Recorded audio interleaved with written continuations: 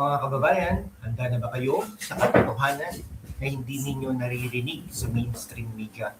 Kahapon, May 26, nung makailan lang, 2 days ago, May 26, 2026, sumabog ang Senado.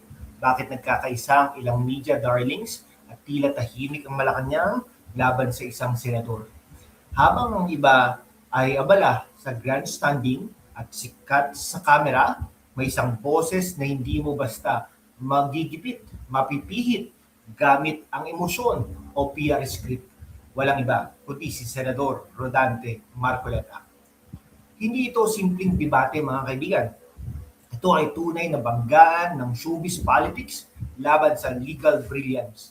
At sa gitna nito, ang ating Pangulong BBM na parang walang pakialam kahit bumubulusok ang ilang ratings surveys. Bakit ganito? Hihimayin natin ang detalyado ngayon. Stay tuned, huwag kayong aalis. Ngayon, uusisain natin ang nangyari nung isang araw. Si Senador Rodante Marcoleta ay nagbungkahi ng pag-abyenda sa Senate Rules, Rule number 14, Section 41, para payagan ang remote participation at electronic voting sa mga justifiable reasons tulad ng health, travel, o emergencies. Ito ay praktikal sa modernong panahon, lalo na para sa mga senador na may importanteng missions. Pero ano ang nangyari? Ito mahirap kung wala tayong legal background dito Yan referring to interpreting Senate rules properly. Sinabi po yan ni Senador Rodante Marcoleta. Totoo naman. Agad na nag-react si Senator Risa Ontiveros na sinabing bagong motion ito at kailangan dumaan sa tamang proseso. Nag-escalate ang usapan. Point of order, ad hominem, sabi. It is not right to say that his colleague knows nothing about the law. Tinawag ni Tulfo na personal attack ang sinabi ni Marcoleta. Nag-walk out naman ang minority bloc. It's a drama. Ay nako, para kay Tulfo, malakas ang media presence at sumbungan style niya. Pero sa plenaryo, ang batas ay hindi nadadaan sa volume ng boses sa taas. Kapag hinimay ni Marcoleta ang technical at procedural aspects, lumalabas ang limitations. Insecurity is loud when procedure over personality ang usapan. Para naman kay Risa Ontiveros, malaking grandstanding at emotional appeals. Pero tuwing kinukorek siya ni Marcoleta sa rules at legality, nagiging personal na ang sagutan. Kahapon, sa halip na talakayin ang merits ng remote voting, naging ad hominem debate pa.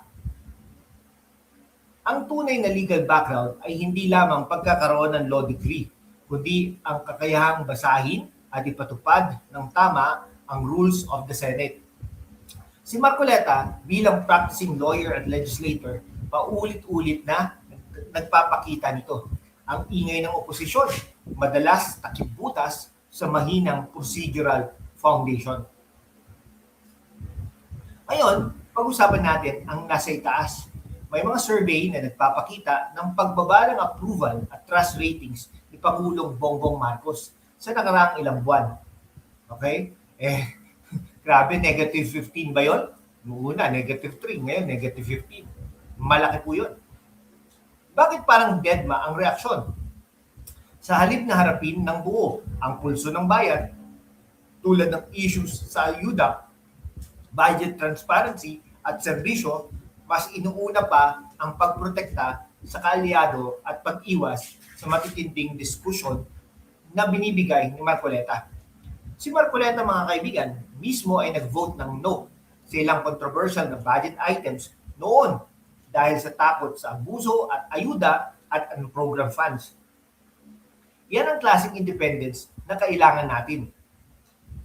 Kapag ang liderato ay hindi nakikinig sa tunay na feedback ng taong bayan at ang Senado ay naging arena ng personalan at imahe, ang talo ay ang ordinaryong Pilipino, lalo na mga OFWs na umaasa sa maayos na bayan para makauwi ng may dangal, at ang kabataan na naghahanap ng tunay na integridad. Hindi lang show, mga kaibigan. Ngayon, mga kababayan, sa panahon ngayon, ang kasinungalingan at spin ang nangingibabaw, ang katotohanan ang unang tinatarget. Pero kasama ninyo, patuloy tayo sa laban, walang takot, walang kinikilingan, at laging para sa bayan. Sumali na sa aking YouTube channel membership sa hashtag WalkWithLan. Tulungan ninyo tayong maabot ang 100,000 subscribers. Ang inyong suporta ang nagbibigay ng kalayaan para ipagpatuloy ang ganitong malalim na pag-uulat. Like, share, and subscribe, bell icon on para updated kayo sa susunod na Truth Bomb. Okay mga kaibigan sa mga OFWs natin na nagpapadala ng pera araw-araw para mapakain ng pamilya, ang tunay na issue dito ay hindi lang personalan sa Senado. Kapag ang mga senador ay abala sa grandstanding at walkouts, imbes na pagtatalakay ng batas na makakaapekto sa serbisyo publiko, delay ng ayuda, delay ng reforma sa healthcare, at lalong nahihirapan ang mga probinsya na umaasa sa national budget. Si Marcoleta, mga kaibigan, ay paulit-ulit na nagdadala ng procedural questions para siguradong walang loopholes sa batas.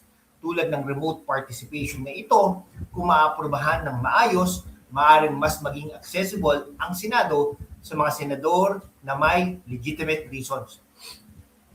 Pero kung ginagamit lang para sa convenience o pag-iwas ng accountability, doon magkakaroon ng problema. Ang inyong taxes at remittances bilang OFWs na nagpapaandar sa gobyerno, kapag ang Senado ay naging circus ng ego at insecurity, kayo ang talo, tayo. Mas mahal na bilihin, mas mahirap na trabaho abroad, at mas konting pag-asa na umuwi sa maayos na Pilipinas. Sa mga kabataan naman, na nanonood ngayon, huwag kayong maniwala sa surface level drama lang. Mag-aral kayo ng batas, magtanong ng tamang tanong, at kilalanin ang mga leader na gumagalaw base sa rules, hindi sa likes at followers. Si Marcoleta ay nagpapakita na hindi kailangang maging sikat para maging epektibo.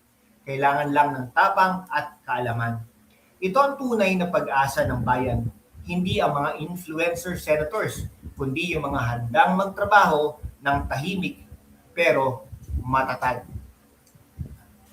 Sa huli, hindi sapat ang galing sa pagsasalita, sikat na pangalan o emotional na delivery. Ang kailangan natin ay mga leader na may paninindigan sa batas at hindi natatakot sa katotohanan. Senador Rodante Marcoleta ang nagpapakita kung ano ang tunay na legislator, hindi artista o social media personality. Mga kababayan, tanong ko sa inyo, insecure nga ba sina Erwin, Risa, at ang sistema laban kay Marcoleta? O may mas malalim pang dahilan sa likod ng walkout at ad hominem attacks? I-comment down below ang inyong matalinong opinion. Keep it respectful at fact-based. Ito ang hashtag WalkWithLan.